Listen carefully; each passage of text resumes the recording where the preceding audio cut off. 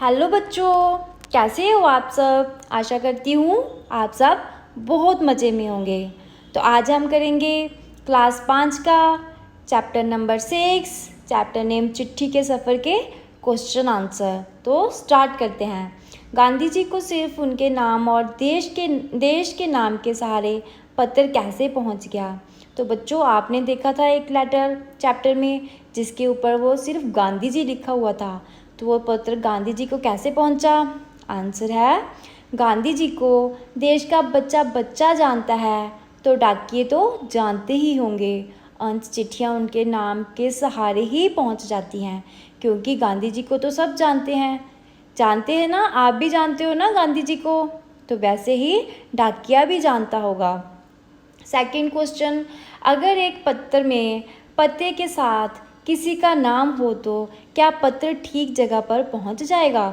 तो आंसर है हाँ, पत्र ठीक जगह पर पहुंच जाएगा। पता उस व्यक्ति के निवास स्थान को दर्शाएगा और नाम से पता चलेगा कि वह व्यक्ति इसी स्थान पर रहता है।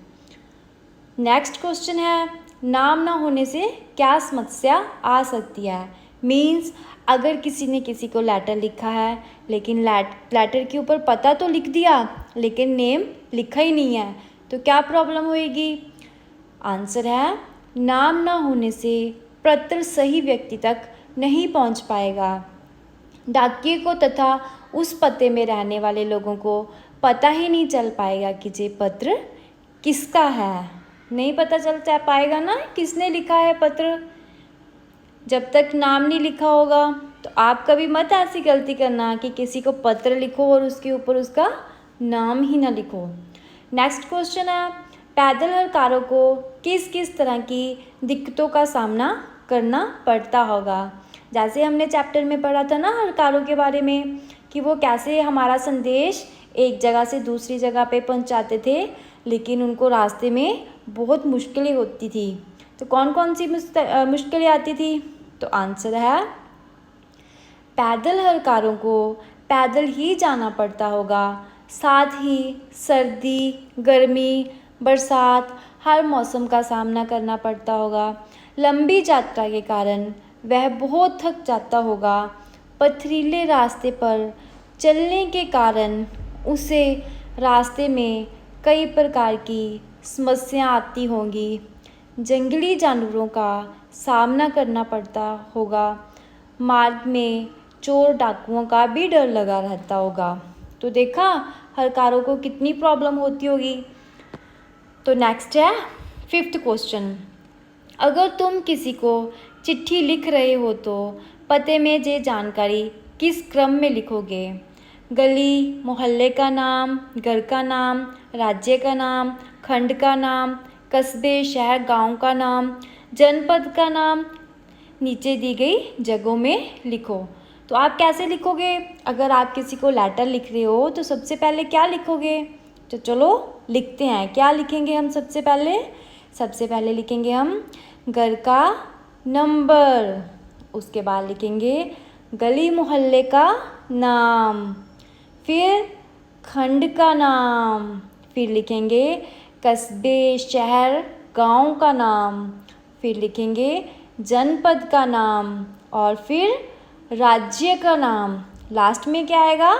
Pin code. लास्ट में हम लिखेंगे पिन कोड।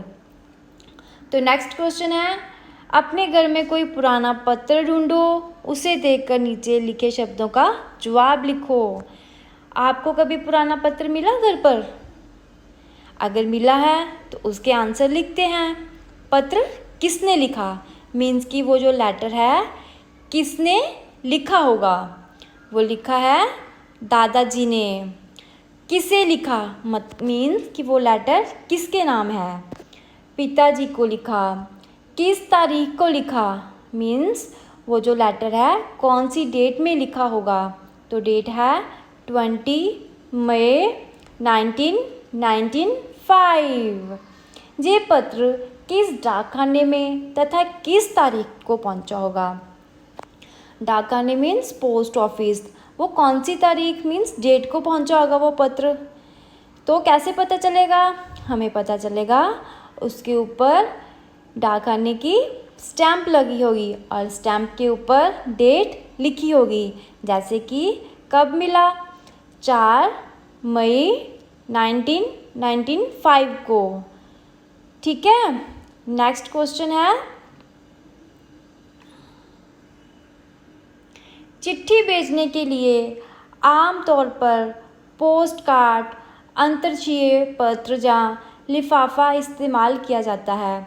डाकघर जाकर इसका मूल्य पता करके लिखो। जैसे कि हम अपना संदेश लिखते हैं, चिट्ठी लिखते हैं, तो हम उसको किस में पैक करके भेजते हैं, जहाँ तो वो कोई पोस्ट कार्ड होगा, या फिर इंटरनेशनल एक लेटर भी आता है वो होगा, एक जहाँ लिफाफा।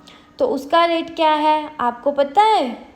नहीं पता तो पोस्ट ऑफिस में जाकर पता करके आए क्या रेट है। चलो मैं बताती हूँ।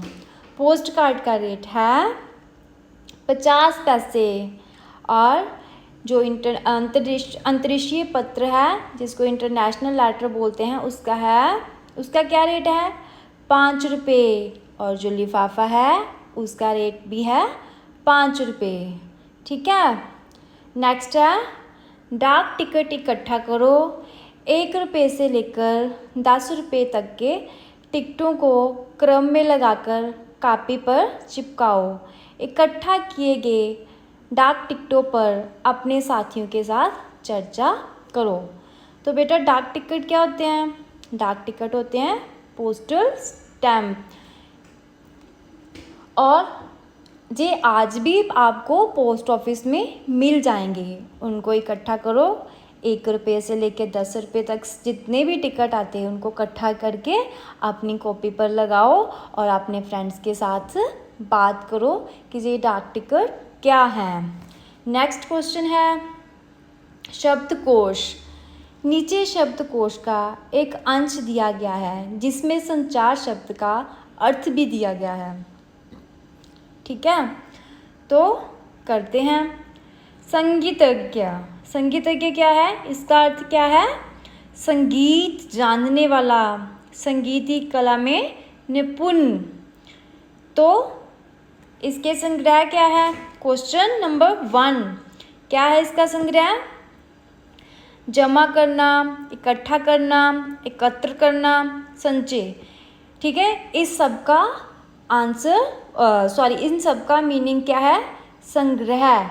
मीनिंग सबका सेम ही रहेगा। जैसे जमा करना हम बोलते हैं ना, मैंने इतने पैसे जमा कर लिए हुए हैं, तो इसका आंसर क्या आएगा?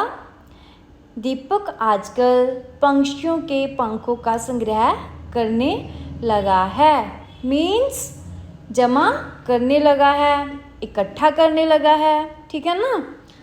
तो नेक्स्ट क्वेश्चन क्या है? इकट्ठी की हुई चीज़ों का समूह या ढेर, संकलन।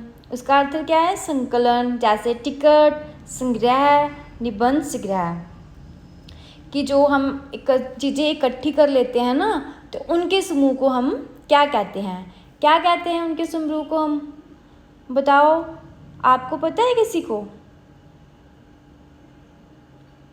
बताओ क्या कहते हैं? किसी भी, जैसे किसी ने टिकट संग्रह इकट्ठी की है तो उनको क्या बोलते हैं हम? उनको हम संग्रह बोलते हैं। तो आगे है संचार। संचार में क्या है? क्वेश्चन नंबर 1, किसी संदेश को दूर तक या बहुत से लोगों तक पहुंचाने की क्रिया या प्रणाली, कम्युनिकेशन, इसको क्या कहते हैं? इसको कहते हैं टेलीफोन।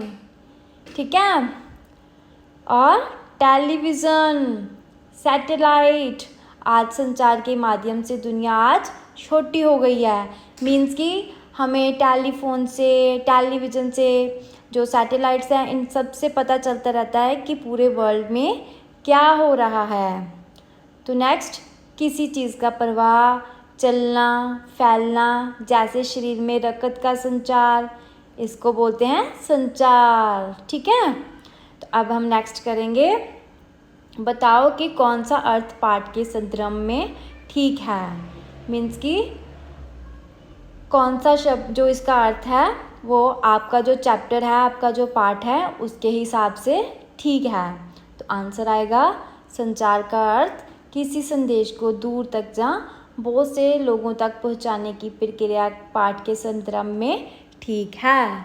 ठीक है, तो नेक्स्ट है, इस पत्रों को ध्यान से देखो और बताओ कि शब्दकोश में दिए गए शब्दों के साथ क्या क्या जानकारी दी गई होती है। मीन्स कि जो आपके चैप्टर हैं उसमें किस किस के बारे में जानकारी दी है, कौन कौन से शब्दकोश है, उनके शब्द के क्या अर्थ हैं। वो है वाक्य पर जो किया हुआ है, लिंग, वचन आज सबकी जानकारी दी हुई है। तो बच्चों, आप मुझे ये ज़रूर बताना कि आपको मेरी वीडियो कैसे लगी। मेरे चैनल को लाइक और सब्सक्राइब ज़रूर करिए और मिलते हैं नेक्स्ट वीडियो में। तब तक के लिए बाय बाय।